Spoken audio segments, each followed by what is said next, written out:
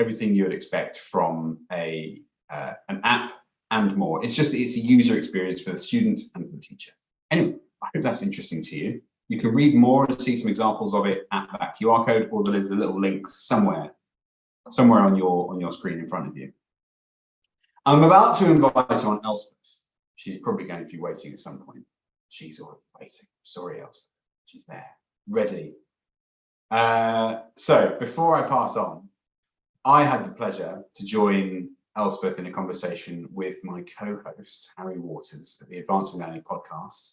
And this Friday, there will be a new episode with Elspeth in conversation with myself and Harry on the C2 exam, whether C2 or should be taken or not.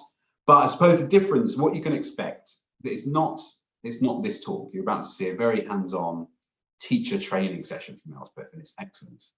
The difference between that and the podcast episode is kind of talking about the students themselves, who takes C2, who should take C2. And what kind of teacher, or what does a teacher need to be or do to teach a C2 class? So I hope you enjoy that. Just go to macmillanenglish.com. There's a link somewhere on there. There's a link on the screen now as well if you want to click on that, and you can just follow the podcast. So take a look. It's out on Friday. Elspeth, you're there. Hello. I'm here. Hi. Can you hear me? I can hear you just fine. How are you doing? Good. How's the Mammoth Day going? Event day. Fine. It's fun so far. Good. We're all doing great. Glad to hear it. Oh, I'm glad that you used the word fun as well. Yeah. So you are in Seville with Indiana and with Harry. It seems to be where ELT is happening. It is. Right? It's definitely a happening TEFL city. It certainly is, with horses and carriages around the shop as well, I think, isn't there? In Seville? Yes. Yeah. We like to combine the modern with the traditional. Yeah. And so you've been a teacher for a while. Quite a while, yes. Yeah, good. And you've been a teacher trainer, materials, right? Yes. It's something I enjoy. Have you been training on the C2 exam? Yes. I've done quite a few sessions because there was a big gap in nobody was giving training on C2. So it's kind of filling that gap, especially as generally in Spain anyway, students are getting better and better, therefore they're getting higher up the levels. Do you think there's going to be a D1 soon? Yeah, absolutely, definitely. Great. Well, it's a pleasure to have you, Elspeth. I've already seen this. Thank you very much. Really, really insightful. So thanks for putting the time into it. Thank you. So I shall share my screen now. Yes. Let's get the PowerPoint and share it. There we are. I hope you can see. If it's blurry, I'm really sorry, but maybe there'll be moments of clarity where you can see what I'm on about. So as Will said, teaching C2 proficiency, fearless in the face of excellence. So let's have a look at that today, what I mean by that. As Will said, I'm based in Seville in Spain, where I'm the DOS of a large group of language schools called ELI. Indiana and I work together. So what am I going to do in the next 30 minutes? Firstly, talk a little about why C2 is different from the point of view of exactly the exam itself, the type of student we can get, and also the type of teacher we need to be a successful, fearless C2 teacher. Then, going to talk about the importance of learner autonomy at C2. It's important at all levels, of course, but particularly, I think, at C2, because there's such a world of language out there. And finally, some C2 speaking and writing tried and tested classroom activities, which if you aren't teaching C2 at the moment, well, hopefully you'll find they're quite easily adaptable for C1 or B2 as well. I'm talking about my C2 students are age 17 and up. First point then, why is C2 different? Well, I'd like to give you some fun facts, first of all, about the exam itself, which you might not know. The exam came out in 1913 for the first time. It was taken by 3 students. All 3 students wanted to be teachers of English. It cost £3 and it lasted 12 hours. It was 12 hours long. Can you imagine? Here's an example if you're interested. This is the content of that first 1913 proficiency exam. There was a bit of translation, some literature, some phonetics, and that. And incidentally, if you're interested, the 3 students who took the exam, how did they do? Unfortunately, they all failed. So it wasn't a very auspicious start. So C2 in 2024, however, is a little different, thank goodness. It's not 12 hours long, it's about 4 hours long. No worries. But there are a couple of tasks which do make it different that your students, when they get to C2 level, they won't have come across. The first one is the speaking part 3, which is a 2-minute individual long turn. Here's an example. That's where students have to answer a question with 3 prompts that they are given. They can use the prompts or not. It doesn't matter. They talk for 2 minutes answering the question that they're given. That's a new task. There's a new writing task as well in part 1 of the writing. It's a summary and evaluation of 2 100-word texts. So here's an example. As you can see, the texts are on the same topic, but they give different points of view. So the student has to summarize and evaluate in their own words these 2 texts. I'll be looking at both of those new tasks a bit later on with some ideas for how to teach them.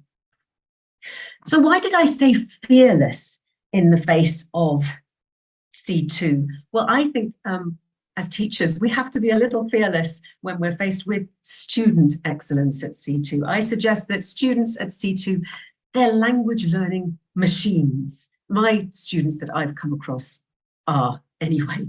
They are very efficient language learners. They are very experienced at exam technique. They know what they have to do. They can spot a distractor in a reading or a listening test, and they are very competent generally. I also think that they are quite intrinsically motivated. They're motivated themselves to push forward into C2. No one is forcing them to be there, which I think is great to have in class because it makes everything so much more motivated in general. How does that affect us as teachers faced with all of this excellence? Well, I think first of all, it's really important to be able to say, when you're faced with a question like, so what are all the different types of subjunctive in English and their different uses? You can just say, okay, I'm afraid I don't know, but I'll find out and have an answer for you next lesson. That we don't have to be the font of all knowledge, certainly not at C2, and not being afraid to say, look, I don't know, but I'll find out. So that's always useful, a useful attitude to have going into a C2 class. And also I do have one tip that right from I first started teaching proficiency about 15 years ago. And here's one thing I would definitely say: never go into a proficiency class without the teacher's book. Take the teacher's book with you. If you can imagine you've done a reading comprehension task and your students ask you, why is option C correct and not option D? Well, I know that it would take me quite a while to read through and find the answer, and I might even be wrong when I'm looking through and trying to find why it's C and why it's not D. But if you take the teacher's book with you, it's there and you've got the answer and you can give it to your students. So hold on to that teacher's book always. Therefore, our role as teachers, I've got a quote from Thomas Carruthers here, who is an educational theorist. It says, "A teacher is one who makes himself progressively That's an adjective. Could you have a go at predicting what that adjective is in the chat? Could you write in the chat and say what you think it might be? Makes themselves progressively. Any suggestions? Inform superfluously. Oh, I think someone's going very fast there. Thank you. I'll give you a clue. I think someone got it up there. It begins with you. You. Ah, there we are. Anna got it there. Yeah. The word is unnecessary. Yeah, it's very different, I think, if you think of a language learner's progression through the levels. Start off, they very much need their teacher. When you get to C2, our role, I think, is different, and it's a facilitator more than anything, facilitating their learning and helping them to engage with material, particularly outside of class. So, and this in turn helps their autonomous learning. Autonomous learning at C2 is extremely important. You can't learn it all in 3 hours of classes a week. We need to help our students learn how to engage with English outside the classroom. The first thing I like to do is to ask my students to keep a language learning journal. It's private, it's between them and themselves. It could be on paper, or it could be here, this is an iPhone journal app. I like to ask them to keep this and to record things about their learning. For example, they could say, one thing about the use of English I've learned today. Or they could say, question or issue I found challenging. And then a week later, they could go back to that issue and say, oh, okay, I've managed to solve that, and move on with their learning. Or I really need to work on. And they set their own language learning goals, realizing where they need to do some more work to improve. That helps. But also, I think showing our students at C2 how they can use the material that we have more profitably. So, for example, teaching them how to keep productive versus receptive vocabulary lists. Productive vocabulary are the words I'm going to use in my speaking and in my writing. Receptive, words that I just need to recognize when I read or listen. And trying to distinguish between those two helps students in the mountain of lexis that is C2. This mountain of lexis is also in the student's book that we use. This is a typical multiple choice closed test. And I find that there is never enough class time to really explore those alternatives at the end, the A, B, C, D alternatives. It seems to get very long and very boring. So what I've tried to do is do it in a different way. And then my students can use this at home with previous texts from the course book as they want. Let me show you what I mean. Here are the A, B, C, D. Again, I divide them into 4 groups, and I divide my students into 4 groups, A's, B's, C's, and D's. And they look at their list of 8 words. They analyze those words. What comes after the word? What does it collocate with? Is there any specific grammar that goes with the word? And they look together, and these words are out of context. So sometimes there could be a whole world of language around each of the words. And then when they've done that in their groups, I get them to regroup.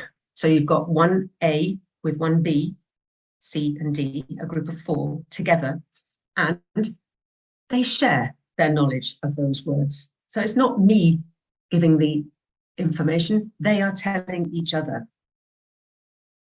They take notes on anything that was useful that they were given, and then they choose which locations they want to write down, which are most useful for them. And then they can go on and do that with any text that they have in their course book.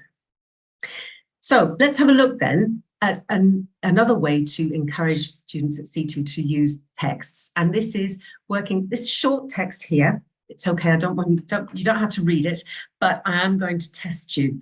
So let's see. I have taken one adjective from that text, and I've got a synonym of that adjective. I'm going to show you the synonym, and I'd like you in the chat, please, find the original adjective in the text. 100 points for the person who can find the synonym in the text of unclear. Can you have a go at finding unclear in that text?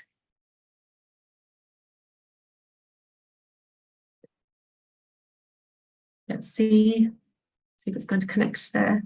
Oh, wow. Okay, well, yes. Alif, Fabiola, Anna, you've all got it. Brilliant. Well done. That was great. Yes, the answer is unclear. You all get 100 points if you got that correct. Nebulous and unclear. Just working as a classroom game. I do this with mini whiteboards with my students in pairs. They find the synonym, the original, and they write it and hold up the mini whiteboard in class. We're just working at word level on synonyms from the texts, because the text is such a useful source of material.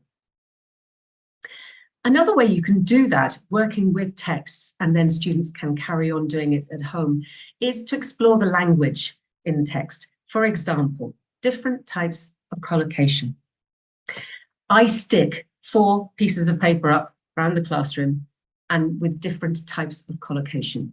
Noun plus noun, verb plus noun. You can see the 4 different types there. After we've done the reading task from the course book at C2, I ask my students to look back at the text and to write down any examples of these different types of collocation that they can find. Here is a shot there of what my students have produced. You might not be able to read it, but what you can see is they found a lot of adjective plus noun in one particular text, but they didn't find any real one verb plus noun. But they added their own category there as well. They added, halfway through the blue paper, verb plus adverb. And so that way you can build lists of collocations from texts. If you're more technologically minded, you can do it that way with a tool called Padlet, free tool called Padlet, which you might well know about already. As you can see, I've done exactly the same thing there. I've got the 4 groups of different types of collocation, and instead of writing on the wall on a piece of paper, students have the link to the Padlet and they write the different types of collocation in lists. This is particularly useful because you can build on it with using different texts, and you can have great long lists that work through different texts if you want to use technology. But paper's fine too. Always taking it to what can I produce? So I ask my students then, what collocations would you like to use in today's class? Tell your partner, and then they listen out for each other's collocations. So, speaking and writing classroom activities. Let's look first of all at some speaking classroom activities. Speaking part 1 of the proficiency exam is very similar to part 1 of the C1 exam and part 1 of the B2 exam.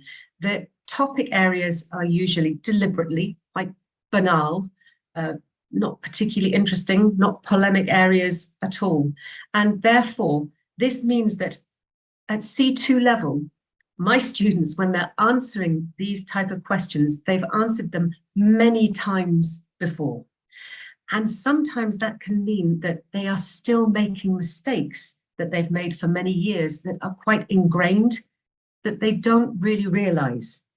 It's fossilized errors that they can't hear. They don't know they're making those mistakes.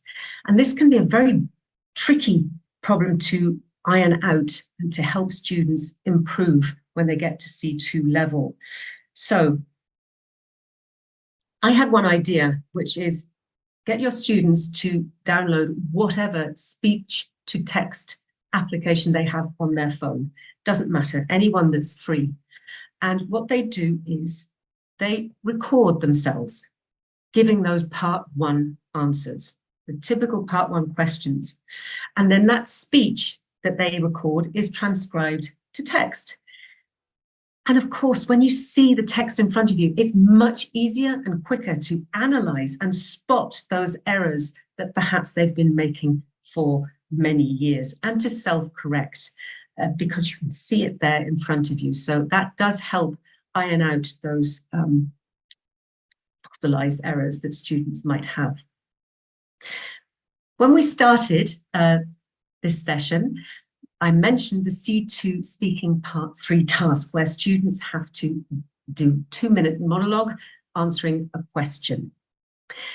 One thing I like to do to help students with this 2-minute monologue is in a form of self-assessment. So I get them to record themselves doing the task for 2 minutes when the course starts. For example, in November, my course starts in November, they record themselves. Then they record themselves again in February. Then they record themselves again at the end of the course in May. They can record themselves as many times as you like, and for as long or as short as a time as your course is. Each time they're doing the same task type, but obviously answering a different question each time for 2 minutes. And what you're getting is you're building a speaking portfolio. That speaking portfolio means that students then can listen at the end of the course and say, analyze, how have I improved? Do I sound more confident? Am I more intelligible? You can pick the area that you want. Pronunciation, has my pronunciation improved? Discourse management, how am I joining the sentences together? They can analyze any part that they want, and then they come to class with their answers to these questions and share their opinions on how they've improved throughout the course. So that's an idea for helping speaking part 3. So moving on to writing classroom activities. One of the most important areas to work on at C2 is spoken and written paraphrasing. Let's focus on written paraphrasing. Students need to know how to say the same thing in a different way. So I showed you this text before, and what you can do, we worked with it with the word nebulous before. What you can do then is take it one step further. And instead of working at word level, you choose a phrase or a sentence from the text and you paraphrase it. You tell your students the paraphrase and you ask them to find the original. Or if you don't want to do the paraphrasing yourself, you can get AI to produce it for you, which I highly advise. So this, I'm not going to ask you to do this, it's okay. This is the paraphrase. And so I ask my students to find the original phrase, which is here. Once they've found the original phrase, then what we do is some analysis. So look there at that sentence, the original key indicators.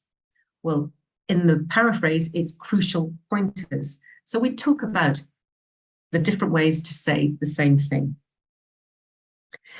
If you are into using AI at C2 level, you can use, there's a great way of competing. So it's a machine against a machine almost, C2 versus AI. Let's do an example of what I mean. Take any sentence. It doesn't have to be a complicated sentence. It can be pretty easy. This one is just a present perfect passive. The business has been bought by them. If you put that sentence into ChatGPT, in this case, you say, give me 10 ways to paraphrase this sentence without changing the meaning.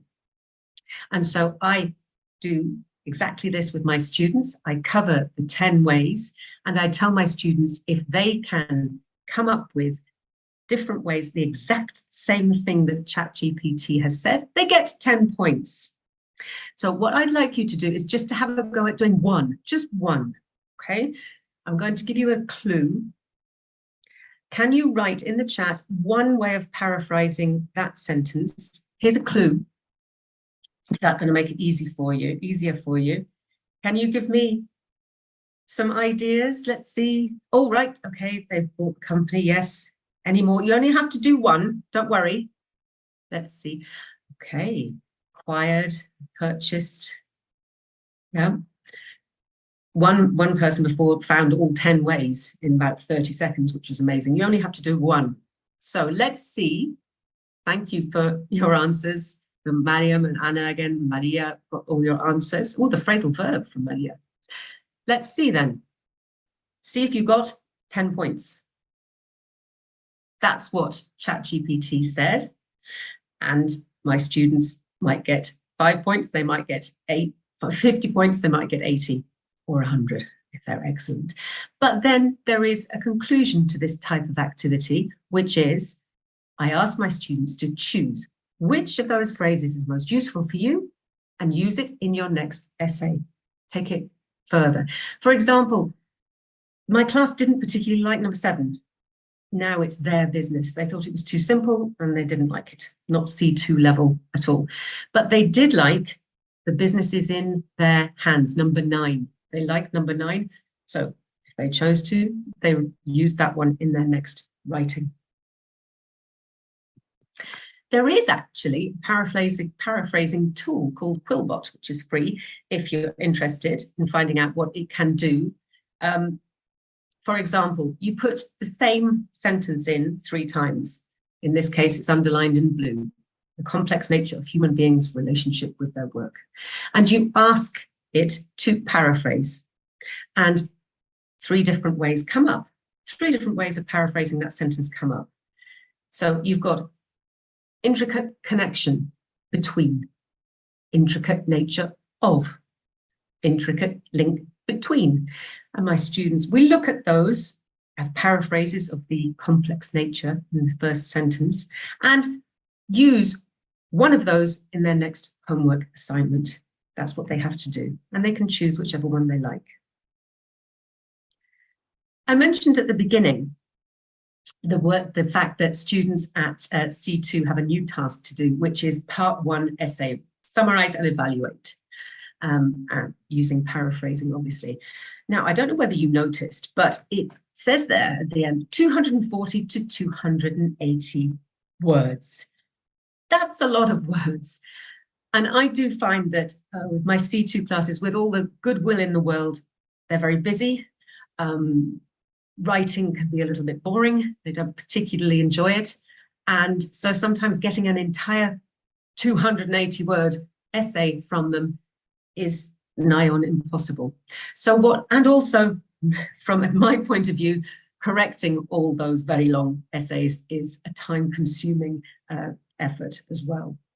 So what I'd like to suggest is a way of doing it where you just work with part of the text of the essay. Students just write part. Here's an example, classroom activity that I do on writing. Use your course book, like here, model answer. This is a model answer of that part 1 text we just saw. I split my students into 2 groups, A and B. Everybody has the introduction and everybody has the conclusion from the model. But I get group A to paraphrase and summarize and evaluate text 1, and group B, summarize and evaluate text 2. Then when they're writing together in class, but they're just writing a paragraph, then I put 1 student from A and 1 student from B together, so they have a complete composition. They've now got a complete composition. And the obvious thing to do then is look at the original model and compare. Compare the similarities and differences between what they wrote in their paragraphs, their 2 paragraphs, and what comes in the model. And that way it's, I think, much more productive activity to do, because you're not just sitting there writing a whole composition, you're just writing part and then looking at the model. You can also work with models in a different way. This is a report at C2 writing, which is also a task from the course book. Again, here's the model. If you put the same task title and level, CEFR C2, into ChatGPT, it will come up with its own version of that composition, that report, the same task. And then that is also an opportunity in class to analyze and compare. This time, we chose to compare the content and organization of the coursebook model with the AI-generated composition. And again, this is a much more motivating way of looking at writing at C2 instead of having to produce the whole thing. And finally, my students will say to me, but how do we know what we're writing is actually C2 level? Because I always go on about use C2 level vocabulary, make it better. This, well, how do we know? So I find a very useful way of doing this is to take the handbook for the previous level, so C1, and look at in this case, it's a review. I'm going to show you the review now. Don't worry, you don't have to read it at all. It's a review. There it is. And what we do as a class is we decide how to make it C2 level. How can we improve it? And generally we use the 4 categories that they are assessed on in writing: content, communicative achievement, organization, and language. And together we decide, where should we have paragraphs? Where should we take some information out? Where should we change even the punctuation? We then look at the language. Could we change the language to make it sound better? Here's a phrase we don't like. Should I add a linker in there? And you end up with something like this, which is where you have a C1 review made into a C2 review, where they've made points, they've suggested alternatives, paraphrases, put in division of paragraphs, and they can actively see what I mean by make something C2 level. Okay. So basically, I would say yes, let's be fearless in the face of C2 excellence, but always taking that teacher's book with you. Don't forget it, because it's a very necessary part of being a smashing C2 teacher. So I hope that was useful for you, and thank you very much. Thank you so much, Elspeth. Amazing. So helpful, so hands-on and real, and I think everyone's taken a lot away from that. There was so much engagement. Did you see the engagement go? You just say a single I know, it's great. People were doing they were doing some lovely things there. Yeah. Can you see the screen right now? Can you see those emoji comments? Yes, they come floating up. Yes, it's very nice, actually. You can see them all floating up there now. Yeah. That's not me. I promise that isn't what it's doing. It looks lovely. Yeah, it's very nice. Thank you, everybody. Okay, where are my questions? Disappeared. There it is. Okay, couple of questions. So first one, how C2 IELTS? What's the difference? Where do they sit with each other? C2 and IELTS. Well, apart from the very different exams as such, different tasks, different exam tasks, and different markets, really, because the IELTS is more, Cambridge is used more in the European market, and the IELTS more in the American market there. But apart from that, you can use the ideas that we did today with any text work to do in preparation for any exam. Great. IELTS is a score out of 9 as well, and C2 is you need to pass. It's pass or fail where they're IELTS, whereas IELTS is you score out of 9, don't you? Yeah. Oh, there's a question there that you'll like. It says, can you please say something about the new C2 course book? Aha. Well, I've not used it, Elspeth, so I'll say that it is available now. You can get it depending where you are. I think it's available in most places now.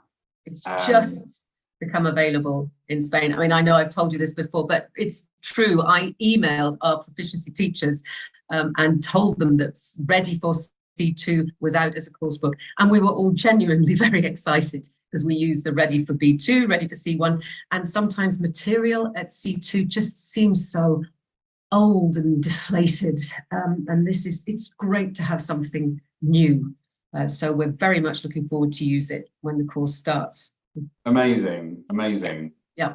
Well, it's there now. I'm going to be sharing some more information about that in a minute. We've got a bit of there's kind of an AI supported walkthrough of the course, and I'll share you a link with you with that in a minute.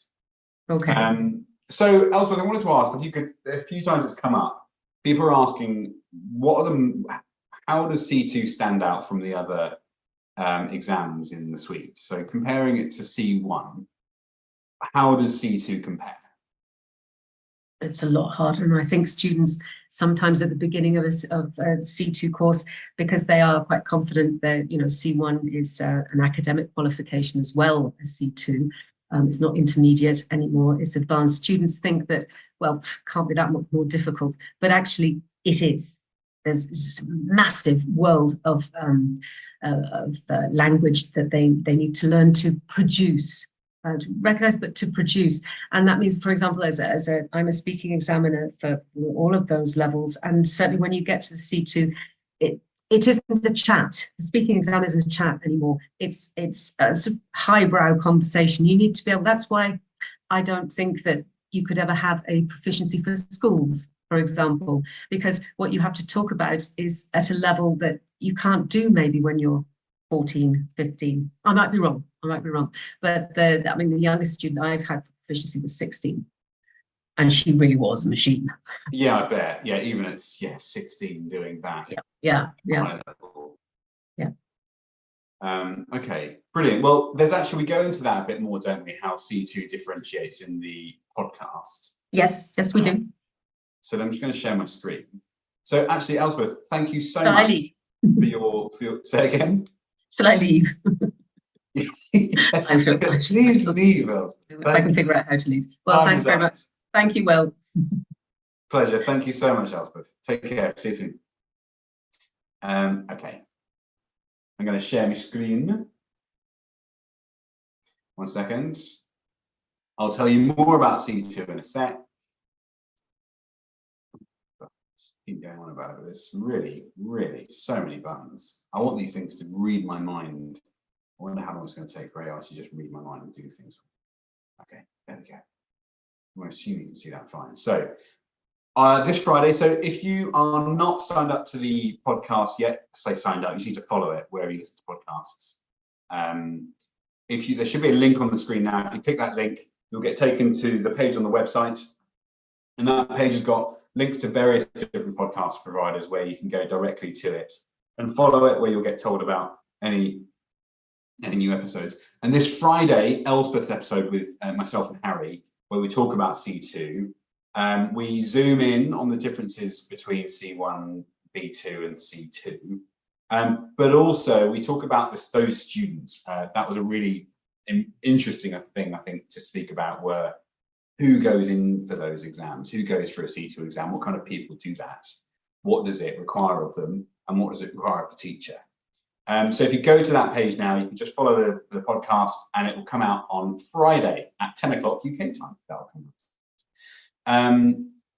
Let me just go forward again. So Ready for C2 Proficiency is out now. It's the newest member of the Macmillan Ready 4 series. The series has been going for 20 years. This is the first C2 of Ready 4. So it's the first edition of Ready for C2. We've obviously got Ready for B2, Ready for C1, which came out a few years ago.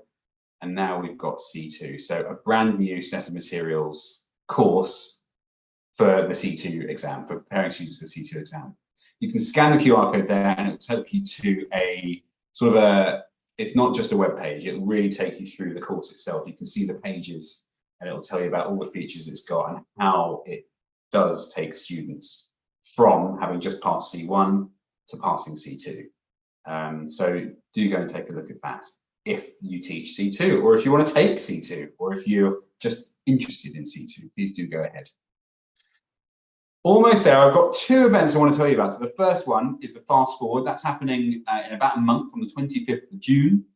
You can register now. There should be a link popping up on the screen now where you can go and register for the Fast Forward event. It's got all the Macmillan teacher trainers, not all of them, so some of the Macmillan education teacher trainers. And we are going to be going back in time, looking at the last year or so of webinars, podcasts, and blogs that we've done. And we're going to just cherry pick a few ideas from that, show those little clips in the session, and use that as a conversation point, sort of a springboard for conversations with each other, to come up with more ideas on how those things can be implemented in the classroom. So it's really super practical. And it's sort of, if you've missed some webinars from the last year, or even if you've been to some of them, you want a bit of a refresh, that's a really good session for you to come to. It's about 90 minutes. So do come along to that. There will also be a live sketchnoting happening as we're talking. You will see someone drawing and sketching our ideas on the screen. So just to give you something to look at while we're discussing things, basically.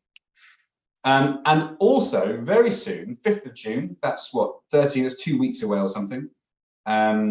We've got Harry Waters' very own live lesson coming up. So you might have joined us already. This is not teacher training. This is a lesson for your students. So if you want to kick back or create a bit of time for yourself to do some marking or to do some prep or to close the year down, I don't know what you're doing at the moment. But if you need a bit of time, this lesson is a lesson for you to show your students where Harry will be the teacher of that lesson, hence a live lesson. It's delivered via Zoom by Harry, and they're to inspire your learners to use their English to work together and create a better world. And this session is focusing on creating from individual power, feeling that empowerment within themselves to be able to make a change, but then bringing that into a collective community and making change together. So that large leap from one to many. All you need is a good internet connection and a projector or some way to show the video, the session, the live session up on screen. There'll be a student worksheet which will be printable, which will be shared with you before the event starts. Scan the QR code. There's a link on the screen somewhere or in the chat box, and you should be able to register for that now. I hope that's interesting for you. Almost there. Certificate of attendance will be coming to you within the next week. And also a virtual goodie bag, and in the goodie bag you'll get some free teaching resources we've created.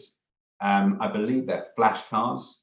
Don't quote me on that, but I think you've got some exam flashcards or idiom flashcards and more. And you'll have the presentations. If it's been blurry a bit, the presentations will be in there, and the recordings as well will be in there too.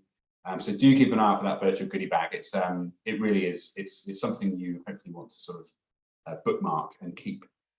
There will also be a certificate of attendance. If you're watching on Facebook or LinkedIn, you won't get that email. But there is another session today later on. If you register for that at macmillanenglish.com, you can register for the evening session. And if you attend that, you'll be able to get the email from us too. I hope that's all clear. I'm going to check the chat. Oh, 44 messages unread. Let me see. What's everyone saying? What's this chat? Thank yous. Oh, that's nice. Thank you. Thank you, thank you, thank you. I hope I haven't missed anything that you were asking me about. I'm going to assume not. Thank you so much. It's been a long one. Thanks for staying till the end, everybody. Have a lovely rest of your day, and we'll see you again really soon. Bye.